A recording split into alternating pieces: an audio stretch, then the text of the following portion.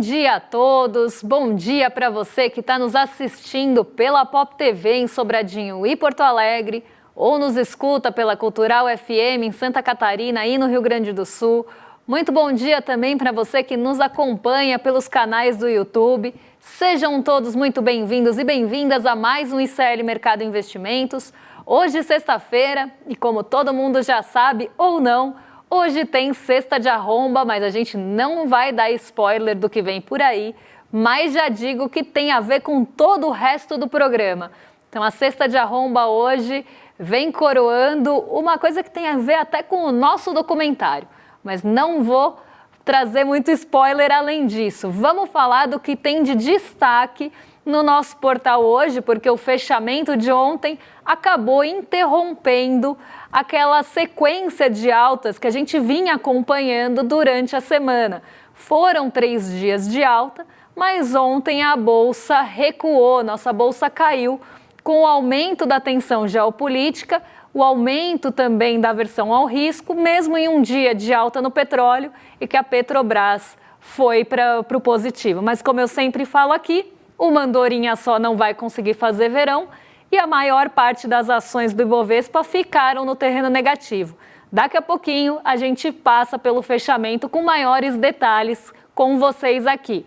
Porque tem outro assunto na nossa pauta hoje, um assunto quente que saiu hoje de manhã, que é o desemprego. O desemprego subiu um pouquinho em relação ao trimestre encerrado no mês passado e a gente vai explicar por que essa alta aconteceu, por que o desemprego subiu e por que isso já era esperado e como é que está a questão do rendimento. Porque eu sempre falo que existem 3 pilares que a gente precisa olhar quando vê número de desemprego. O número frio do desemprego muitas vezes não conta muita coisa para a gente. A gente precisa entender por que desse aumento, como está a informalidade, a renda está subindo ou não, são desafios do mercado de trabalho. E daqui a pouco a gente conta se esses desafios estão sendo vencidos aos poucos ou não. E tem outro assunto aqui, esse assunto que vem sendo falado bastante na semana, que é o caso do Digimais, o banco do Edir Macedo, que vem apresentando problemas de liquidez, repetindo os mesmos erros que a gente viu acontecer no Banco Master. Inclusive, um sócio do Master, ou ex-sócio do Master, já tentou comprar o Digimais. Então aqui a gente vai falar desse banco ligado ao Edir Macedo e a gente sabe que grandes igrejas, grandes negócios, pequenas igrejas, grandes negócios, sempre igrejas e negócios. Então hoje a gente vai falar sobre a questão desse banco e ainda tem a Sexta de Arromba. Como tem assunto pra caramba, já vamos passar pela nossa agenda para dar tempo de comentar tudo isso com vocês. Vamos entender o que deve movimentar o dia então, porque logo cedinho a nossa agenda já começa. Às 4 horas da manhã no Reino Unido, saíram as vendas no varejo de fevereiro. Às 8 horas da manhã, já vindo para o Brasilzão, teve sondagem da indústria de março, medição da FGV, e às 8h30, dados do setor externo de fevereiro.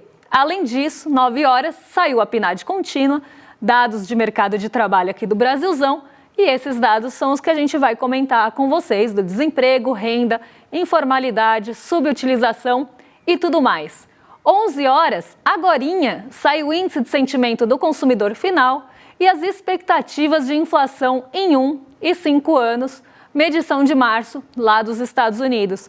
Dado esse que vem ganhando relevância diante desses choques de oferta, desse tarifaço que já foi do passado também um motivo de monitoramento desse dado, porque mexe com a expectativa de inflação não só para hoje, mas para médio e longo prazo. Além disso, tem um pouquinho mais de indicador na nossa agenda às 2 horas da tarde. Tem os poços e plataformas em operação nos Estados Unidos. Esse dado também tem ganhado relevância diante de toda essa incerteza no mercado de petróleo. E no Brasil, a ANEEL define a bandeira tarifária da energia elétrica durante o dia e tem reunião do Eurogrupo na Bélgica também durante o dia. Vou beber uma aguinha aqui antes de passar pelo fechamento com vocês, porque vem bastante coisa por aí e eu quero que a minha voz dure até o final do programa.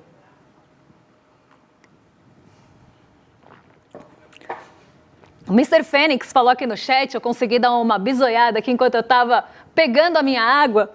Pequenas igrejas e grandes lavagens de dinheiro. Nem vou entrar nesse assunto, mas a gente sabe que igreja tem uma facilidade enorme para lavar dinheiro, sem acusar ninguém aqui.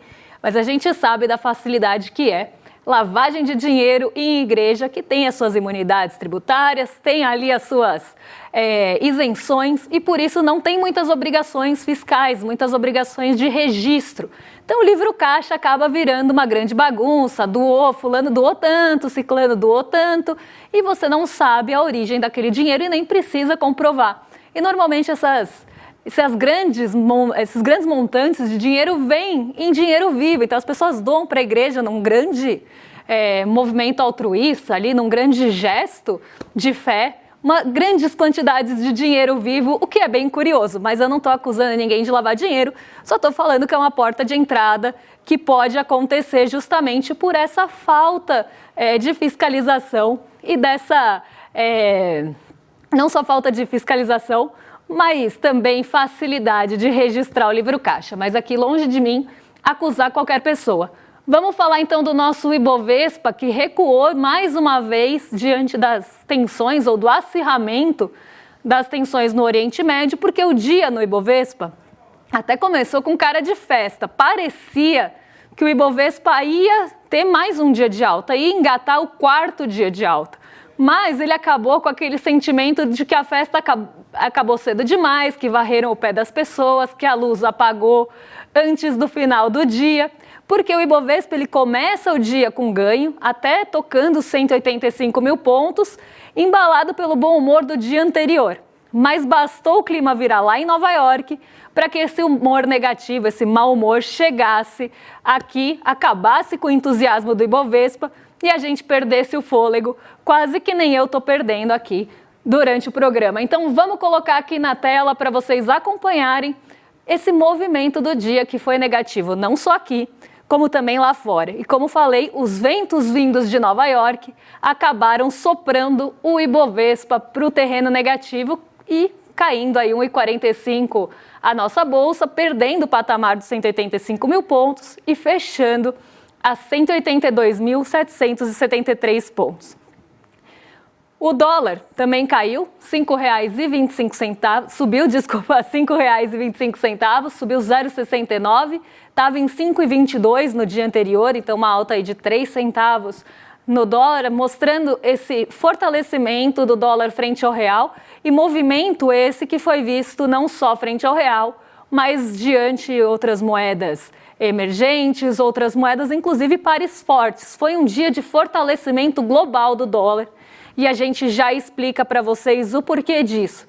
Além de tudo, em Nova York o dia foi bastante negativo, como eu falei, a virada do humor veio quando Nova York intensifica as quedas, porque a Nasdaq caiu 2,38, lembrando que Nasdaq é mais sensível a movimento de juros, Nasdaq é mais sensível ao movimento de aversão ao risco, então se começa a ter um sentimento de aversão ao risco, ou os investidores querem diminuir o risco, mercados emergentes sofrem e a bolsa mais ligada à tecnologia, caso da Nasdaq, também sofre, porque não só oferece mais risco, mas normalmente tem mais dependência de capital de terceiros. Então, Nasdaq aqui liderando as quedas com 2,38 e o S&P também caiu no dia de ontem. Vamos entender essa mudança de humor quase repentina de um dia para o outro, que tudo parecia caminhar bem, e só parecia mesmo, as falas de Donald Trump acabaram embasando muito esse sentimento positivo, esse otimismo dos investidores,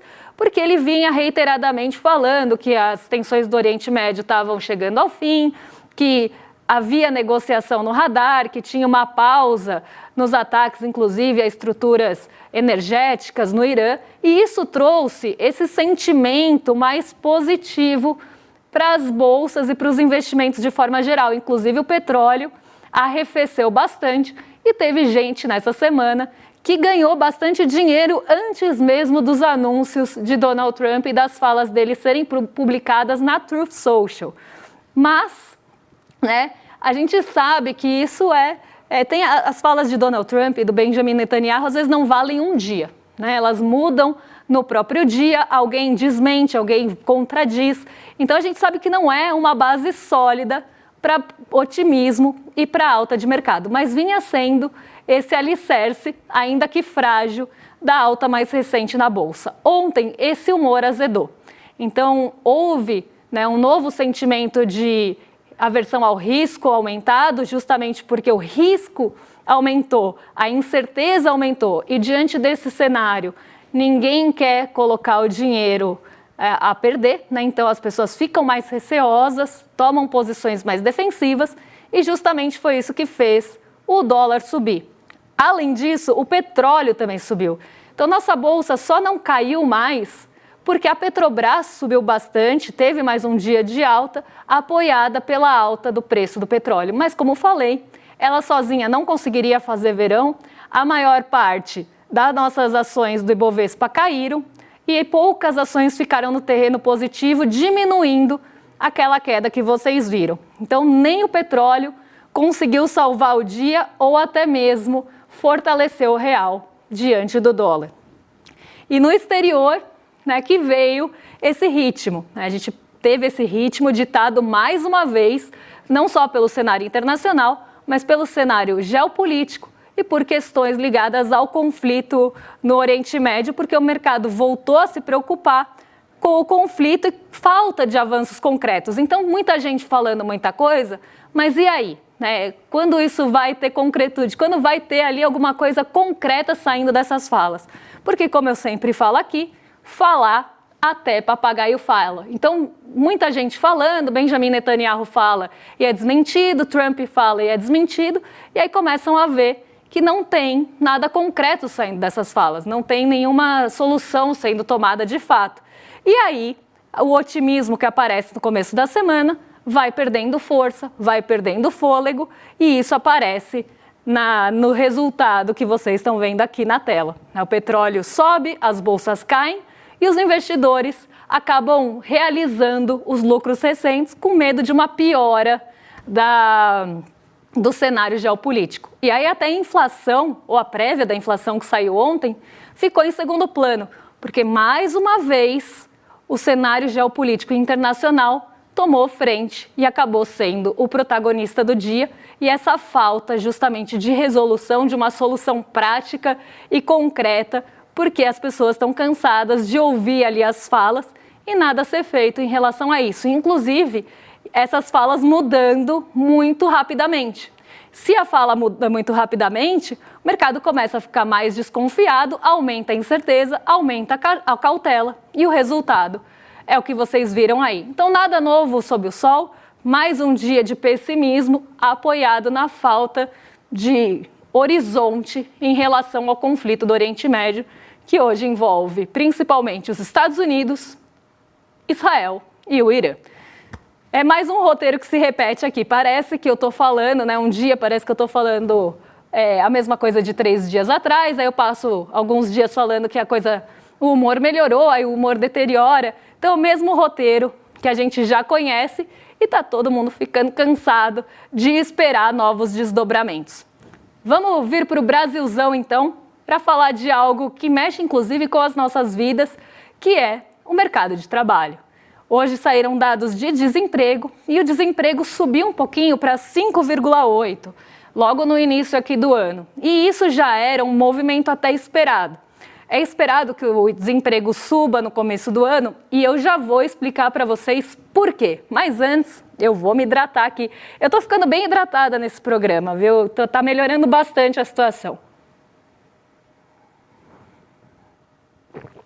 Fizeram até uma tarja para mim, pausa da hidratação. Espero um momento, hidrate-se. Hidrate-se você também aí, beba muita água. Já diria o nosso amiguinho verde que eu não vou falar para não fazer propaganda. Feita a nossa pausa para hidratação, eu estou parecendo o jogo, né, dos amistosos, jogo da Copa, que agora tem a pausa para hidratação. Isso aí é trava-língua. A gente tem aqui no Mercado Investimentos também para preservar a voz do apresentador. Então vamos lá falar desse mercado de trabalho e por que já era esperada essa alta na taxa do desemprego. Acontece um movimento todo final de ano, que é a contratação das vagas sazonais. Então, no final do ano, os estabelecimentos, as empresas contratam, principalmente no setor de serviços, pessoas para acabar suprindo aquela demanda de final de ano que aumenta. Então, a gente tem uma contratação de vagas temporárias. Só que essas vagas temporárias, como o próprio nome sugere, elas acabam. E, normalmente, essas vagas, esses contratos de trabalho encerram no começo do ano. Então, esse movimento ele é repetido ano após ano, e aqui, claro, com magnitudes diferentes, mas é um movimento que a gente acompanha todo começo de ano. Então, no final do ano, o desemprego cai um pouco mais e no começo do ano ele faz uma barriguinha para cima, mostrando o final dessas vagas temporárias, como vocês estão vendo aqui no gráfico. Então, entre novembro e dezembro, vocês podem ver que o desemprego toca o menor patamar, ali de 5,2%. Em janeiro e fevereiro, ele sobe, ele volta a subir, justamente apoiado e impulsionado pelo fim das vagas temporárias. Então, é um movimento comum, é um movimento esperado, é algo que já se espera, mas quando a gente vê aqui, né, o desemprego subiu até para patamares maiores do que o meio do ano passado. E isso pode começar já a trazer até um sinal de alerta, pensando no desaquecimento do mercado de trabalho por falta de investimento. A gente tem acompanhado a queda ali do investimento do lado real da economia, os setores sofrendo para crescer, e isso em algum momento vai mexer com o emprego, vai mexer com a massa salarial. Porque se não tem novas contratações, se as pessoas não expandem os seus projetos, pensando ali no quanto isso vai custar em custo de capital, comparado ao que ela pode ganhar numa taxa Selic, por exemplo, então isso começa a inviabilizar novos projetos, começa a inviabilizar a expansão, começa a trazer cenários pessimistas para os setores de forma geral. Então aqui a gente não só começa a ver, possivelmente, esse final das vagas temporárias, mas pela alta ali que até supera um pouco o patamar do meio do ano passado, pode ser que além das vagas temporárias já tenha um desaquecimento do mercado de trabalho puxado pela alta da taxa Selic. Selic não faz ali efeito logo de cara, demora um pouco para ela fazer efeito, é coisa de médio e longo prazo. E aqui isso já pode estar mostrando também as suas garrinhas. Mas apesar disso, apesar da gente ter tido essa alta do desemprego, que tem sim fatores sazonais e a gente não pode ignorar, a gente teve aumento da renda. Então, a renda real recebida habitualmente pelo brasileiro, renda real mensal essa, acabou tendo alta. Então, por mais que o desemprego tenha subido, né, a gente ainda teve ganho real de salário. Vamos colocar aqui na tela para o pessoal de casa acompanhar, porque agora o rendimento médio real mensal do brasileiro chegou a R$ 3.679. No fim do ano passado estava em 3.465. Então, sim, vem tendo valorização, isso é importante, porque dinheiro na mão do trabalhador gira, dinheiro na mão do trabalhador acaba, né, também fomentando os mercados e os setores, né, mercado ali, os setores de serviço, os setores do varejo. Apesar da fragilidade da taxa Selic, eu acho que a gente não está numa situação pior por essa valorização do rendimento médio real mensal, a valorização do salário mínimo, que também acaba impactando no rendimento do brasileiro, e algumas situações, algumas ocasiões ali que deixam mais dinheiro na mão do brasileiro, como, por exemplo, a isenção do imposto de renda. Renda disponível, renda real disponível, é dinheiro que gira, é dinheiro que multiplica e acaba trazendo um pouco mais, ou diminuindo a falta de dinamismo, eu diria, que é causada justamente pela alta dos juros. Tirando isso, os outros ali, elementos da PNAD vieram quase estáveis.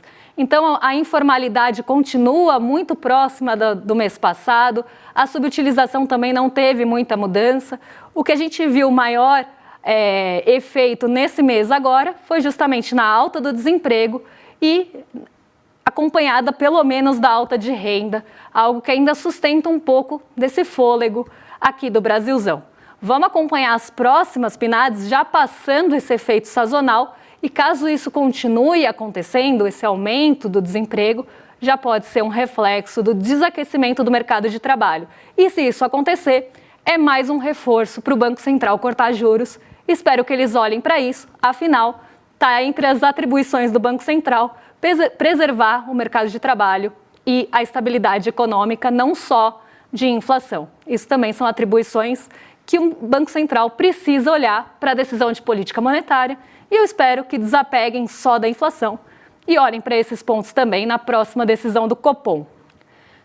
Vamos para o nosso próximo assunto do dia, porque hoje a gente está correndo aqui, que é quem vai salvar o Digimais.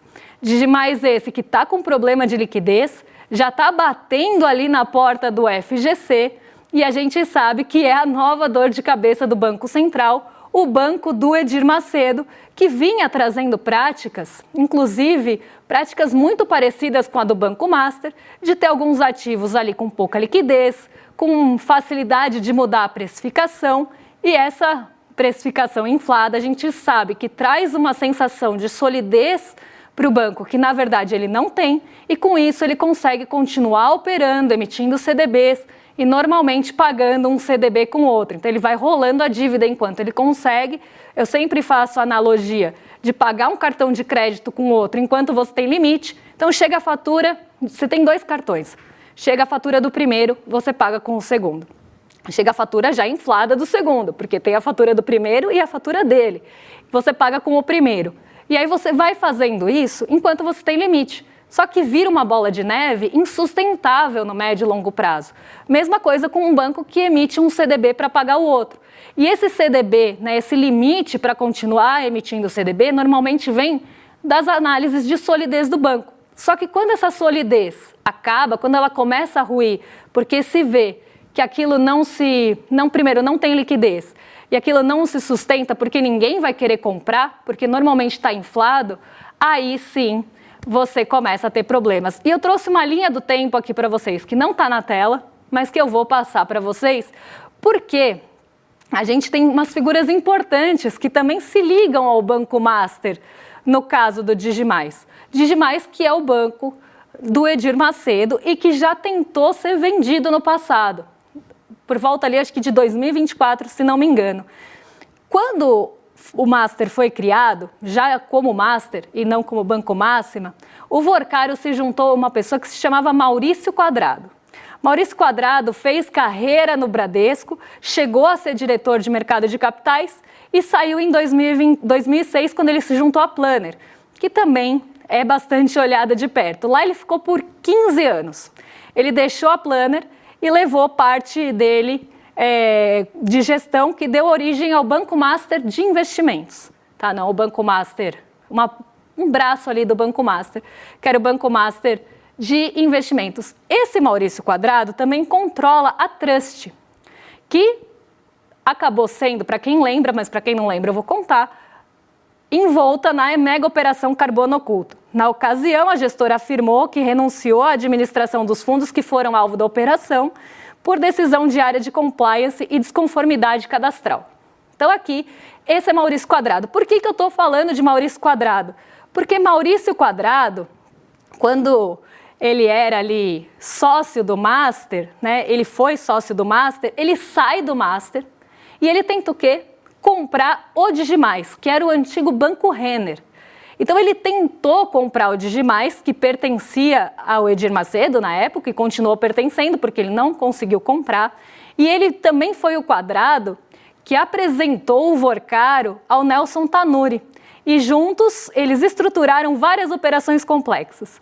Operações complexas essas que a gente sabe que foram infladas e parte de toda a pirâmide financeira e da estrutura que permitiu que o Banco Master também operasse ali de forma indevida por tantos anos. E o outro sócio aqui era o Augusto Lima, que também se casou ali com a Flávia Pérez, que é próxima ao Ibanez, mas eu nem vou entrar nessa seara aqui. Essas vocês já conhecem. Então, Maurício Quadrado, ele também é uma figura que transita ali entre Digimais, transita em Trust, transita em Banco Master, sai do Banco Master, vai para outro lugar que está sendo investigado na Carbono Oculto. E esse Maurício Quadrado, justamente, tentou comprar o Digimais. Em 2025, ele desistiu da compra do Digimais, justamente depois que o CAD já tinha até dado o ok para o negócio. E aí o comunicado que veio é que a atual administração do Digimais diz que foi em comum acordo com o grupo de Quadrado e que decidiu pela não continuidade do processo de transferência do controle. E aí a gente começa a ver que essas figuras, elas aparecem reiteradamente nesses casos. E o Banco Digimais é mais um caso aqui, desculpa o trocadilho, desses bancos que emitiam CDBs e que se apoiavam no FGC para se financiar e que tinham uma solidez muito frágil por trás. Coisa muito parecida com o Banco Master. E, curiosamente, com pessoas ali que transitam entre todos esses bancos e todas essas administradoras que normalmente dão os preços para as coisas que estão sendo investigadas. Coincidência ou não, a gente vai para a cesta de arromba porque chegou a mim um vídeo de uma pessoa que, inclusive, fala como você pode usar o FGC a seu favor. Roda a vinheta e a gente já vai ver o vídeo para não perder o tempo.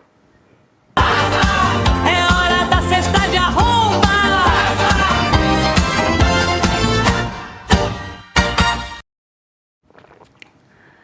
Cesta de arromba, então, com um vídeo de haja FGC para sustentar tanta fé. Ou haja tanta fé no FGC, porque tem gente usando o FGC como rede de segurança, os bancos fizeram isso, mas não só isso, influenciadores também tentando ali ensinar para vocês como ganhar dinheiro usando esse mesmo artifício que os bancos usaram. Então roda o vídeo e a gente já comenta rapidinho na sequência.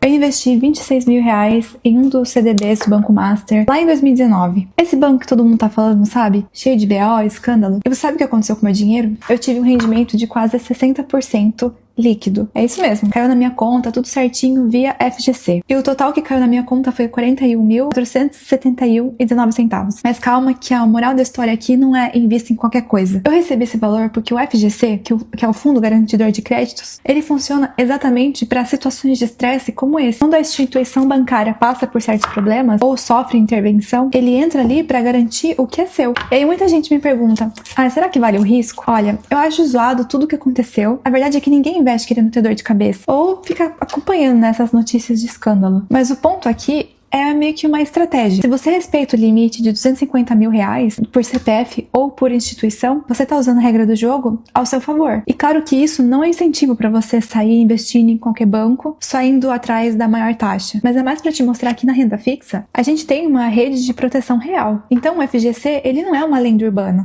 Ele é o cinto de segurança do investidor que sabe diversificar. E no final das contas, o meu dinheiro trabalhou, rendeu e voltou para minha conta com todo o lucro que foi prometido lá atrás. O segredo é você saber exatamente onde você está pisando e nunca ultrapassar o valor limite da garantia. Se você quer saber onde que eu vou investir agora esse dinheiro, já me acompanha nos próximos episódios do Invista Comigo.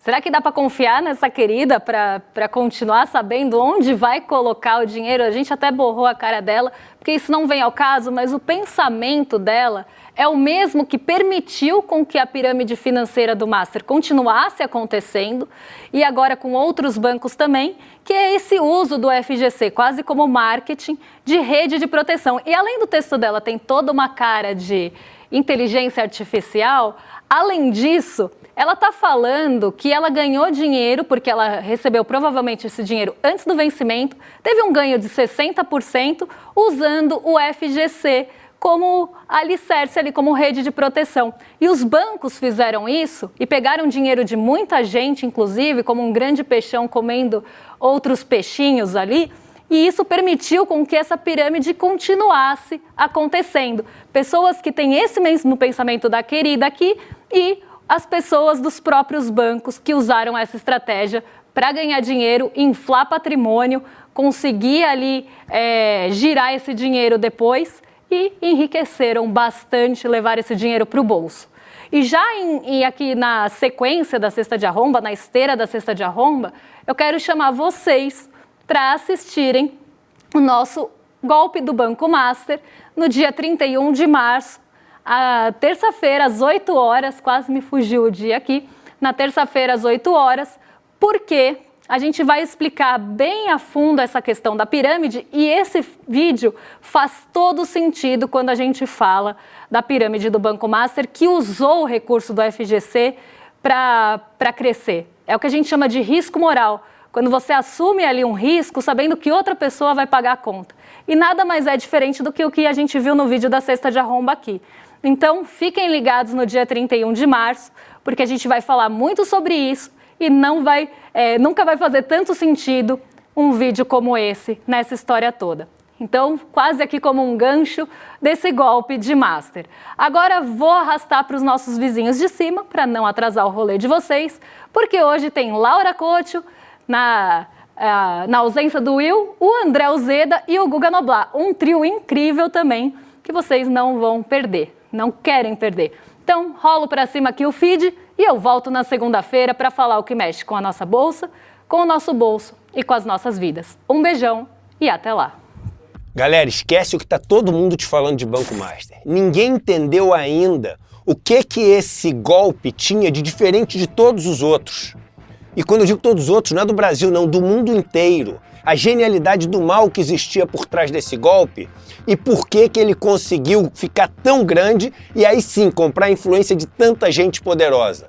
A gente fez um documentário para te explicar. Pela primeira vez, vai mudar completamente a percepção do país sobre como foi esse golpe. O documentário vai passar dia 31 de março, terça-feira às 8 horas da noite. Não perde essa não. Todos os dias, as principais notícias do Brasil e do mundo direto no seu WhatsApp, com informação de qualidade e sem fake news. Escaneie agora o QR Code e entre para o canal do ICL Notícias. Informação que importa onde você estiver.